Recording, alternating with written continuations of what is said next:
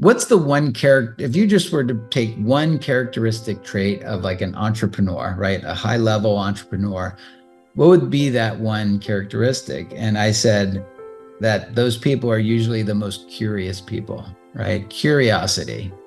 Because typically, like we see the world and we see problems, but then we come up with solutions for things, right? And we're just very witty with regards to that stuff.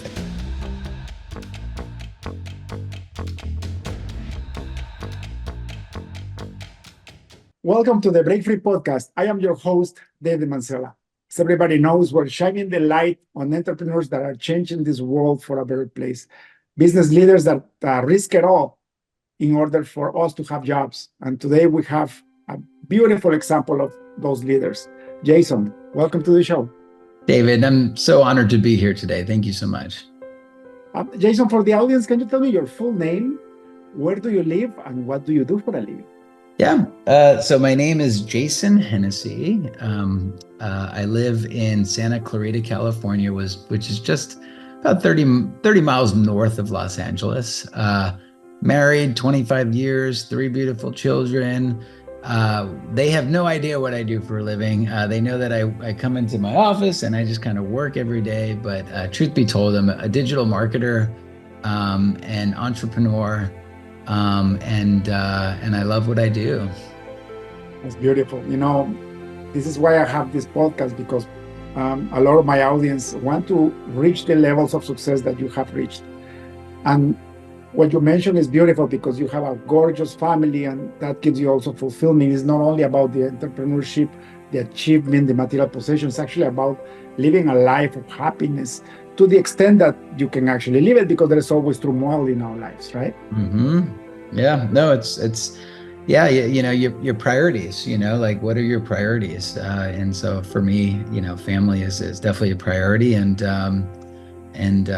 if you're having fun working and you got a good family, it's a pretty good life. Yeah. Now, to get there is very, very, very difficult. I know, because I went through that, right? I went through that hell that gives you the rite of passage to be where we are at right now. Mm-hmm. It's not easy, right? I interviewed yesterday a serial entrepreneur. The guy's incredible. He even has his own hedge fund now. And he's still working, 65 years old. And I asked him, why do you keep doing this? And he said, well, it took me a long time to figure it out. My kids are all grown. My wife works with me. She's my partner. Uh-huh. And now I can actually positively change the world with all these ventures that I'm running. So why would I stop, right? Yeah, I think that makes a lot of sense. You've really earned, right? Like these gray hairs, these are earned, you know what I mean? You got to earn your stripes. And so you don't want to just kind of cash in, when you already have all this knowledge and wisdom. And I think at that point though, I think at that point you start to consider how you can actually bring other people up to where you are, right? By coaching and mentoring and doing things like that, and so that's something that I probably look forward to in another 20 years, is maybe being a coach and a mentor to people, business coach. Yeah. Mm-hmm. It's fantastic. And that's why you are in this podcast, because you have that heart that wants to give, right? Oh yeah. The world is funny, David, man. I realize that the more you give, like genuinely give, right? Without any type of agenda, right? It's not like, hey, I want to introduce you to this person because there's an angle. Like if you work with this person, then I'm going to get a backhand. You know what I mean? The more you're just genuinely trying to kind of give, the more you get. I mean, that's just like it's a universal rule, I think, that I believe in, at least. Mm-hmm. It's fantastic that you mentioned that. I'm a man of faith and a born again Christian, and I decided to start reading my Bible last year because I never read it before in my life. Yeah. And I started to understand that there is spiritual laws that even if you're not a person of faith, the law will apply to you. Mm-hmm. This is what you said is one of them. Mm-hmm. Like, imagine the law of gravity, right? We figure out that there is gravity, and we know this force exists. We know that it keeps everything in its place in the universe. But we don't know how it got there and why it's there. We just know that it's there and we use it to our advantage. That's why we were able to create planes that can fly and they defy the laws of gravity. Yeah. So it's the same as this law of giving and receiving, right? Mm-hmm. when Jesus was alive on earth before he went to heaven, they asked him, out of all these laws, out of all these commandments, what are the most important? What is the most important one? And he said, love your God, your creator, your father with all your might and all your power, and then love your neighbor as you love yourself. Mm. When you start doing that, you start giving unconditionally. Mm-hmm. And that's when abundance comes in. That's when everything opens up for you. But you're right, it's without an agenda. If you have a hidden intention, Mm-hmm. then you're already getting your reward, right? Yeah, I think the simplest way to kind of define this, right? Like, if you are, walking into a building and there is a pregnant lady kind of behind you, right, coming into the building, and you kind of just stand there and hold the door for her, right? She goes in, she thanks you, right? You feel more, you feel better about yourself than the thanks that you got from her because of the good deed that you did, right? So like, it helps, it allows you to be happier by doing things for other people, right? And so, I think that's just the important part of it. You're not a matter of what you're doing for the other people, but it's a matter of how it makes you feel. Yeah. Mm-hmm. This guy that I was telling you about, he said that once he had enough wealth, he sat Mm-hmm. down with his wife and said, what do we do? So 12 years ago, they founded this non-for-profit business to figure out how to kill diabetes. Mm. And they got this PhD researchers and this whole group. And he says, we're about to turn it into a business because we're figuring it out after Good. 12 years. But he spent 12 years money on this thing that he didn't even know whether it was going to work out or not. Trying to make the world a better place than he came into it, right? Yeah, it's interesting that you say the diabetes stuff. So I'll just kind of share a quick story. The person that you're seeing today is a much different person than you would have seen in May of last year, right? And so I was 52 pounds heavier. And so, Really? yeah, talk about how the universe works. So I belong to a group called YPO. It's a Young Presidents Organization. It's like an executive group. And like every month we meet, and I've got like a forum, and it's like some trusted people that, I meet with on a regular basis.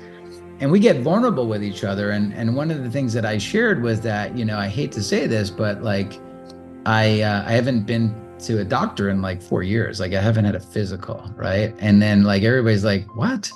You're a smart guy, you're successful, like, you know what I mean? Like, why are you dumb in that regard? Like, why don't you go see a doctor? I'm like, you know what? I don't know. I've been so laser focused on financial wealth that I was neglecting my health, right? Which is more important. At least some would argue. And so I that night, they're like, you need to go see a doctor. You need to schedule a physical. We're going to hold you accountable to this. And so you said you're a spiritual person. And so it just so happened that my wife and I went to dinner that night, and we're sitting down eating dinner. We strike conversation with the people next to us. It turns out that he's a doctor. No. I mean, some people believe in coincidences. I don't, I think that's just kind of like fate. It was supposed to happen, right? The spirit above, whoever you believe in, put this doctor next to me. And, next thing you know, he said, because it's really hard to get an appointment with doctors, right? A lot of them are like booked out for 3 months in advance. He's like, his wife was there. She's like, get him in, right? And so he was able to get me in, make some room for me the next week. I went in there, I got tested. My A1C was like a 7.1, which is like pre-diabetic, which is the reason why I'm telling a story, right? Wow. So Yep. you were borderline.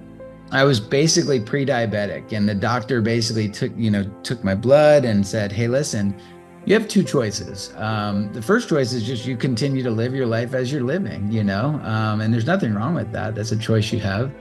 But the consequence of that is that you're going to have to take medication for the rest of your life. And there's probably a good chance that you might need insulin.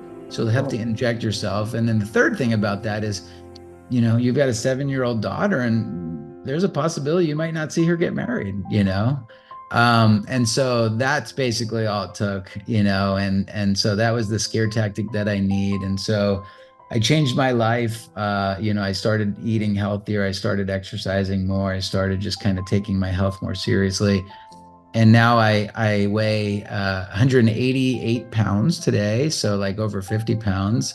And But my levels are now normal. It's like a 5.6 or something, A1C. And so, yeah, that's you know, just it. Jason, that shows your determination when you focus on something, right? And Mhm. that's another. So I'm a computer scientist, right? I'm a serial entrepreneur. I run 6 software companies and a real estate company. Mhm. But so I've been trained to do patterns, right? So pattern recognition. That's why I opened a Christian channel in September on YouTube. Never done it before. I got over 12,000 subscribers already, but it's because I know how to see patterns, That's right? great. So once you know how to pattern works, you can just use it to your advantage. Agreed.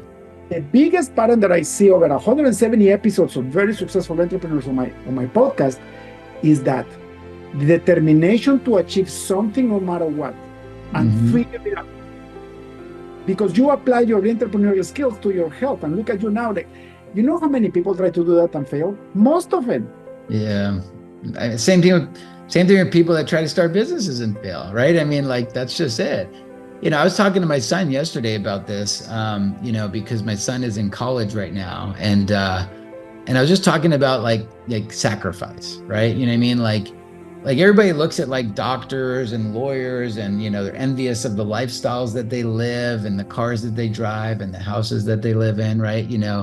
But what they don't see, like on the surface, is the years and years of sacrifice, right? Like, somebody that had, that's like a second year med student that had to do 4 years, that had to study for, tests to get into med school, right? And the late nights up till 2 o'clock in the morning studying for tests, right? Like, so, the more that you sacrifice, the bigger the reward, you know what I mean? And that's basically, and I was just having that conversation with my son, right? Because he's only in his first year of college and he wants to do law school and everything else. And so I'm just like, hey, these are the building blocks. You're going to sacrifice 6 years of your life. You're going to study. You're going to miss, dates with your girlfriends and stuff like, you know what I mean? Like you just have to do that. Buckle down, right? But in 6 years, that's fine. Now you can kind of drive the nice car and make a good living, so. And I had a conversation with my dad about that when I was my first year in college. And he said, son, the time will go by regardless. Mm. Whether you go to school or not, time is going to go by. Now, you think 5, 6 years is a lot? When you get to be my age, you'll realize that is nothing. But if you don't spend those 5, 6 years and apply yourself, the rest of your life is going to be horrible. He was Yeah. right. The investment Mhm. actually is minimum compared to the gains. And of course, after you graduate, you still have to grind yourself until you become somebody, right? That's right. Yeah, But that's you but exactly the, right. you have the cards on your deck now, though, like the advantage. You have the advantage already, right? You do. Yep, you're a little bit more educated. You might not have experience, right? But at least you have the knowledge, right? You've got the education. Now you've got to sacrifice making a lot of mistakes and failures, right, to gain the experience, right? So, yeah. So, Jason, how did you get into becoming an entrepreneur? You know what? Is it nature or nurture? I mean, that's like the great debate. I think for me, it was more nurture. I think I was kind of like born with that type of, I guess, characteristic. I was the type of kid that, in school, in elementary school, middle school, my mom would take me to like a Costco, right? And I would buy like the big bags of blow pop gums and put them in my backpack and know that, this big bag only cost $10, but if I sold them all for a quarter each, I could make $27, right? You know what I mean? So like, I didn't know what I was doing. I just knew that, and I think it comes from not having a lot either. Like my mom like raised me as a single mom. She had me at like 17 years old and my dad was out of the picture. And so we didn't have a lot of money. And so this was the way that I basically had to earn money to buy the video game that I wanted. You know what I mean? So I was working hard, as a young kid, but like as I kind of grew up, even like in like high school, like I'd be sitting there in like ninth grade in a pizza place that's by the school, and I'd be like sitting there, be like, wow, this is like perfectly located, because it's right by a school. There's like 60 kids in here right now. Everybody's buying a slice of pizza. That's about $5 per person. Like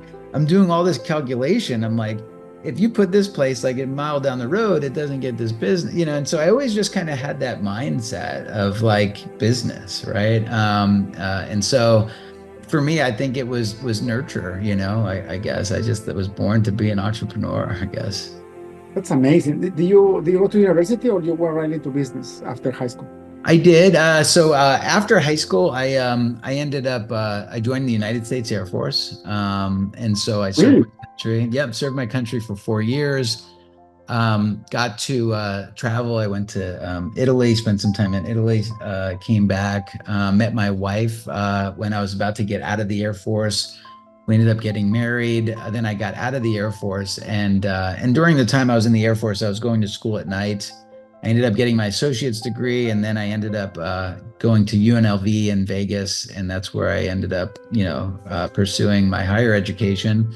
Then I was studying for law school. I was going to go to law school, but before I kind of became a lawyer, I wanted to shadow a lawyer just to see if this is really what I want to do, right? Before you kind of make that commitment and incur the debt of that.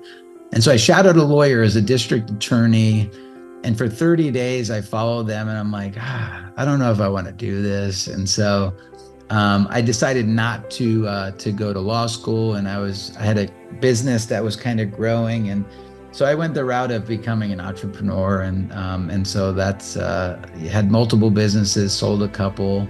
Now I'm on a new agency, not new, it's about 8 years old, 9 years old. But I'm applying a lot of the knowledge and wisdom and mistakes that I've learned to this business, and this business is doing very well. Do you ever get a job, a paying job? The only job I had outside of the military, right? Because the military, like the government basically owns you, right? So Mhm. the only job that I had is when I was in college, I worked as a radio personality in Vegas. So I was a DJ on the radio. And that was a job. I had a boss, but it was really like a fun job. Like I loved to do it. I was a little local celebrity in Vegas at the time. And so I think that was probably the last time that I actually had a boss, right? Where I was truly like trading hours for dollars, I'd say. That's incredible. When I find people like that, I get amazed. I had to go work hard, man. Like when I was going through college, I had a full-time job. And Mhm. then I decided to start my first business and it completely failed. Thank God I didn't go bankrupt because I had enough client and marketing um, Knowledge. assets that Mhm. I actually sold the business for the debt that I had. Ah, Little did I know that I could have sold it for more, but I was just a kid. And then I had to sure. go to corporate for 10 years. And actually, in my case, it served me because I learned how to do business with multinationals and Mm, with serious corporations. But I had to delay it for 10 years until I actually launched my first business again. wow. So when I hear people like you, it's like, wow, this is incredible. Like, what did you do first? Like, what was your first business idea that's where you start to work on? Yeah, yeah, so I always early on in life, like I always figured out a way to, turn passion into income, And so my first business, I was probably like 15 years old. And my passion was music. I loved music. I loved to be a DJ like back then. Like I just loved DJing. And so every time it was my birthday or Christmas, I would always take my money that I got and I'd buy myself like, a record player or a speaker, right? And I just kind of like cobbled together enough to kind of build like a DJ system. And so once I had the DJ system, then I'm like, maybe I should make some business cards, right? And so I got some business cards, and then I'd give it out to all the girls, and sweet 16s and bar mitzvahs and bar mitzvahs, and I was like, hey, by the way, I got a DJ company. You're gonna pay $1,000 if you hire the professionals. Like, I'll do a party for $250, blah blah blah.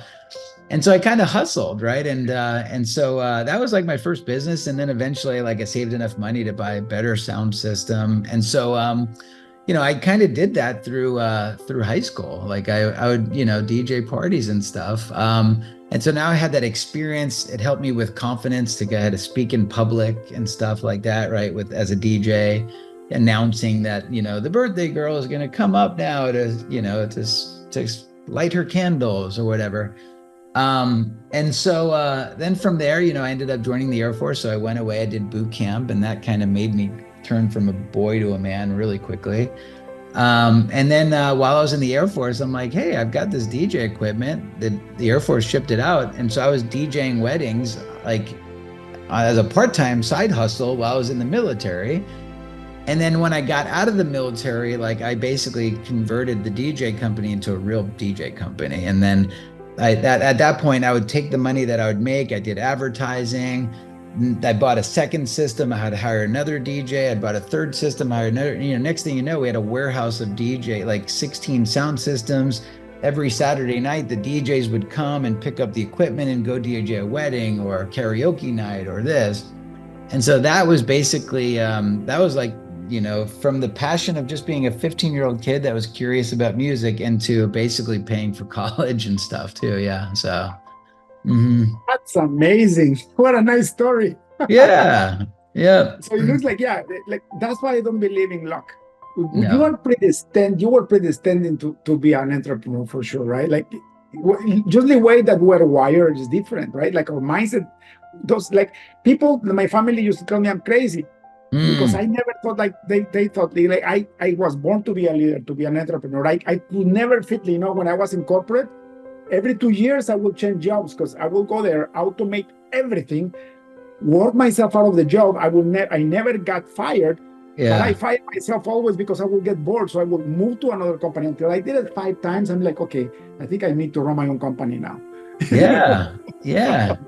It's interesting, like, because my assistant, like, we make these videos on Instagram. I post a lot of video content. And one of the questions that my executive assistant asked me about a video that we're going to make is like, what's the one character, if you just were to take one characteristic trait of like an entrepreneur, right? A high level entrepreneur, what would be that one characteristic? And I said that those people are usually the most curious people, right? Curiosity.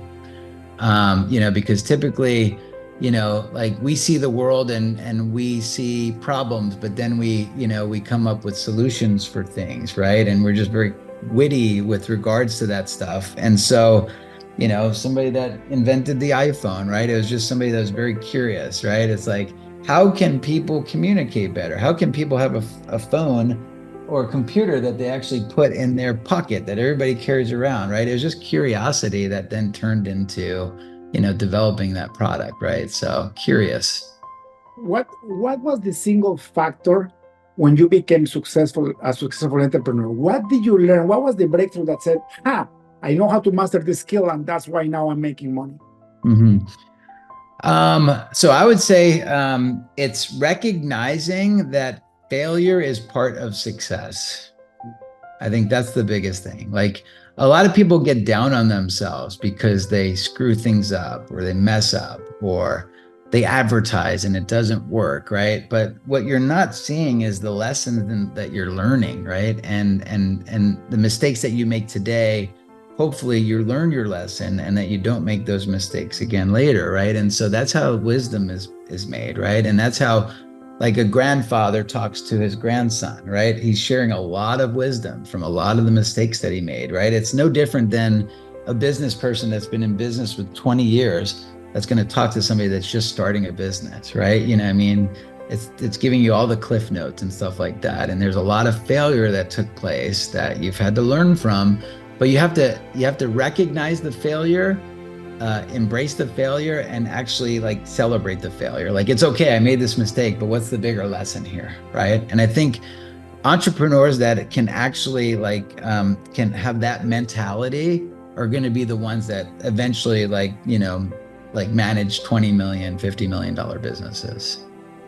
You know what I tell myself whenever something doesn't work out?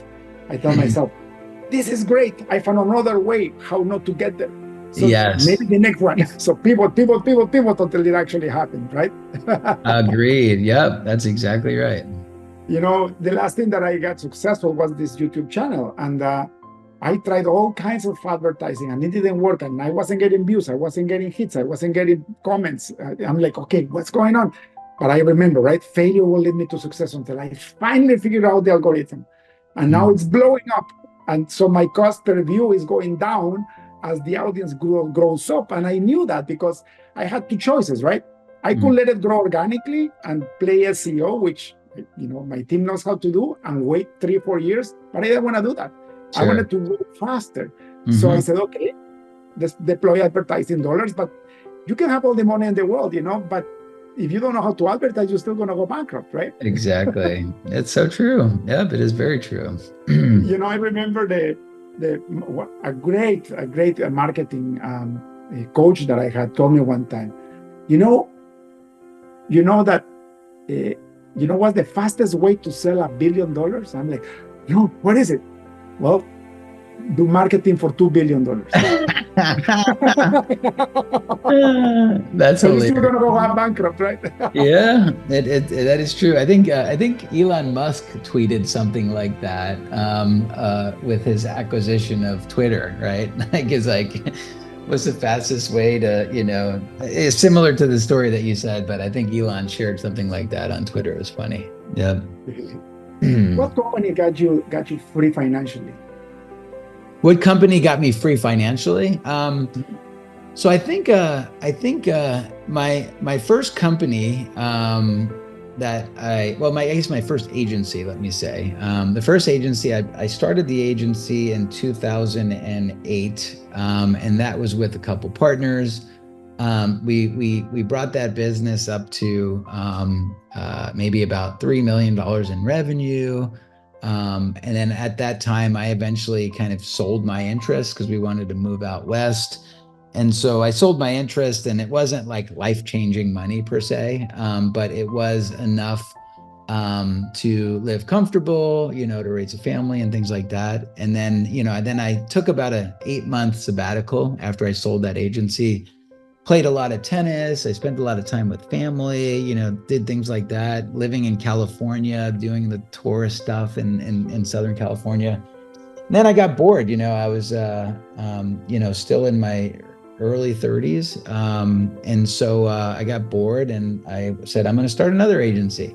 So I started the other agency and I wasn't starting from scratch because I'm learning from all the wisdom and stuff that I did in my first agency. And so I had all the shortcuts. And so this agency has really allowed me to grow it, to put together a team. We're now about 130 employees, I'd say. I've kind of delegated most of everything that I do to other people, even checking my email. Like I've got an assistant that does that, and then she organizes it for me, and I only check a couple folders. And it allows me to kind of now have a zone of genius where I can do what I want to do, right? And so those are things like writing books, right? I know you wrote a book, maybe two, I'm not sure. But like doing the things that I love, right? The things that, I don't want to delegate to other people. And so that's where I'm at now, and it's I'm very happy from my financial success. I think if I end up selling my business, like that's kind of like, like life-changing money, but I'm young. I'll be 46 in 3 days. And I Happy think, birthday. thank you. And so right now I measure success, right? Because, it's either basically, you're working to make money and, and instead now I'm actually trading money to kind of buy back my freedom. You know what I mean? Like, and that's kind of where I am now is like, I like to have freedom. I like to spend time with family. I like to do things that are more passionate about me. But at the same time, I love my agency and I love what I do for it. Jason, I have come to realize after all my years that there is no amount of money that will change your life. Once you become financially independent, that's the only. So for me, I was very clear on this because I had the blessing to have many, many wealthy friends because of the business that, like, one of my biggest companies runs custom software solutions. So we build big platforms for big companies and medium-sized businesses. So I got the blessing to know a lot of wealthy people, entrepreneurs. And I could say, like, especially the older folk, like they said, David, after you become financially independent, it's really, it's not a big deal. Hmm. Even if you get to fly a private jet after 3 4 times, is the same thing. That's right. So that's why they never stop, but they get to choose. So for me, that's the ultimate freedom is when you get to choose what you want to do, how much you want to do it, and you get to choose who do you want to do it with, Yeah. Yeah. and for That's how long. mhm. Yeah, you're right. There's only so many houses you can buy on the beach and, so many planes. Eventually it's just like you have to kind of look down and find like what's your purpose. You know what I mean? Like I think some of the most successful people that I know, I'm like, sure, you can kind of go and wear those Louis Vuitton shoes or whatever, you know what I mean? Whatever, like, but then you could also kind of do things to change the world too. Like, a lot of nonprofit, like establishing nonprofit, and just kind of changing your community. And anyway, Yeah, giving back to your faith, maybe spending more time there, right? Yeah. Mhm. giving back, right? Yeah. Yeah. And so I'm not saying like luxury is evil. All I'm saying is that it's not going to fill up your heart. You're right. And I agree. I remember when I got financially free was in 2014. And all that means is that my passive income covered my basic expenses for me and my family. When Yeah. that happened, Jason, I really felt the joy because I no longer I didn't see risk as risk anymore because Mm. that part of my life was taken care of. I never touched it, Yeah. right? And was always risk averse. People tell me you are so risky having all this business and stuff. I'm like, no, I'm the most risk adverse person in the world. That's why I have my own company, because salary doesn't come from one employer, it comes from multiple clients. Sure. Yeah.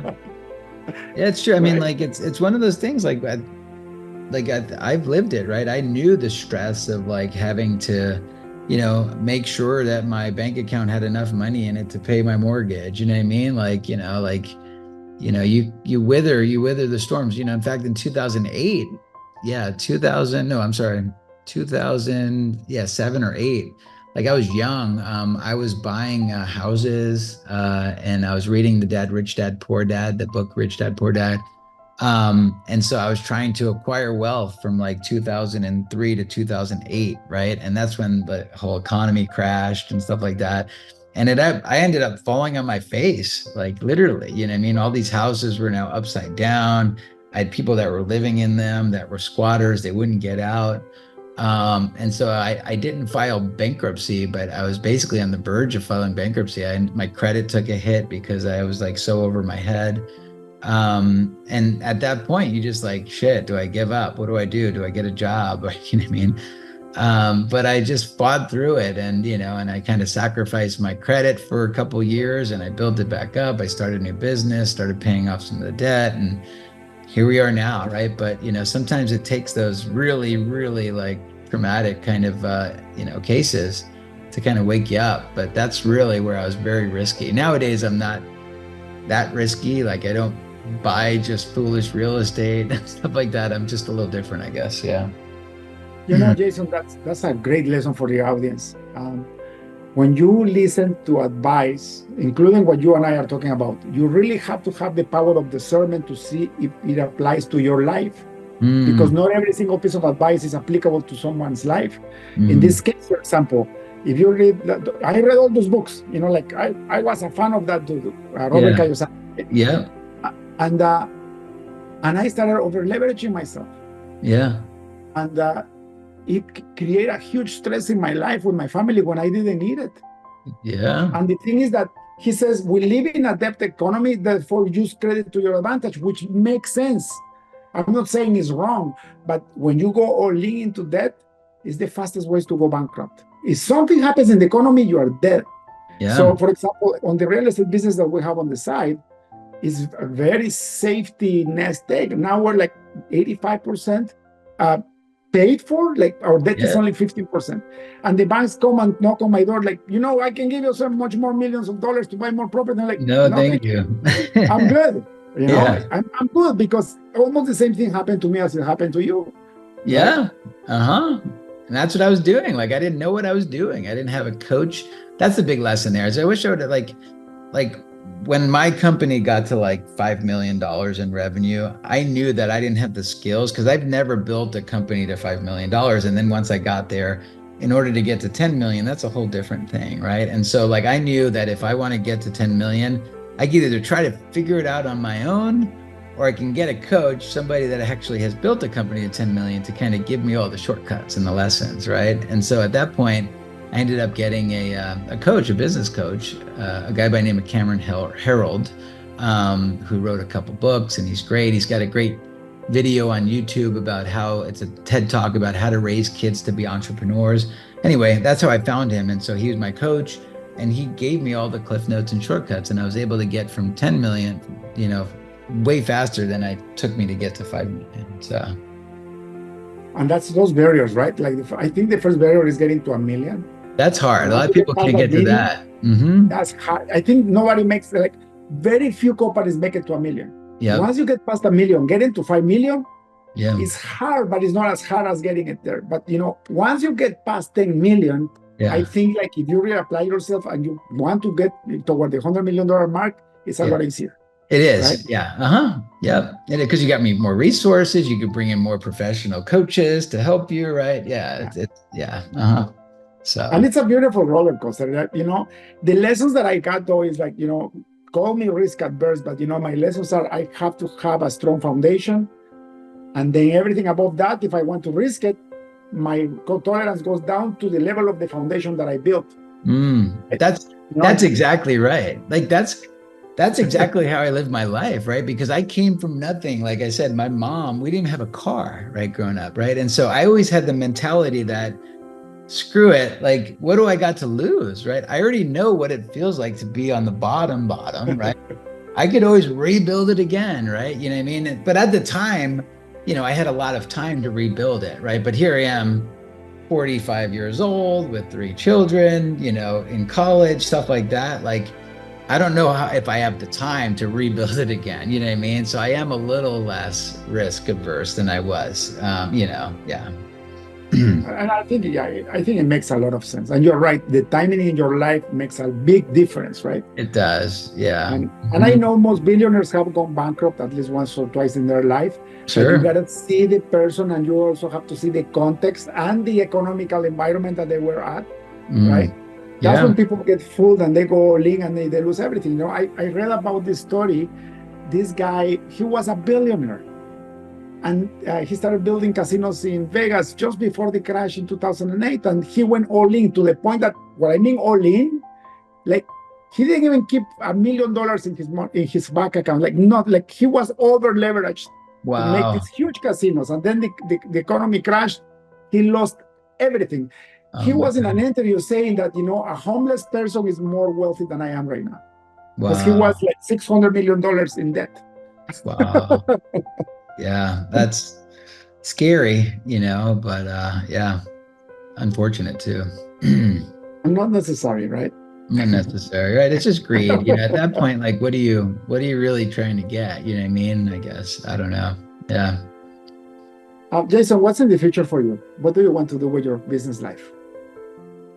Like I said, my goal with this agency right now is we're trying to kind of get to about 20 million in revenue right now. At that point, like, we'll probably look at, maybe making, some acquisitions along the way, and, and then maybe, continue to level up. And, I want to build something bigger, right? And so that's part of it, hopefully kind of build $100 million company at some point, right? Not so much for the money, but just for the game, right? Could I do it, right?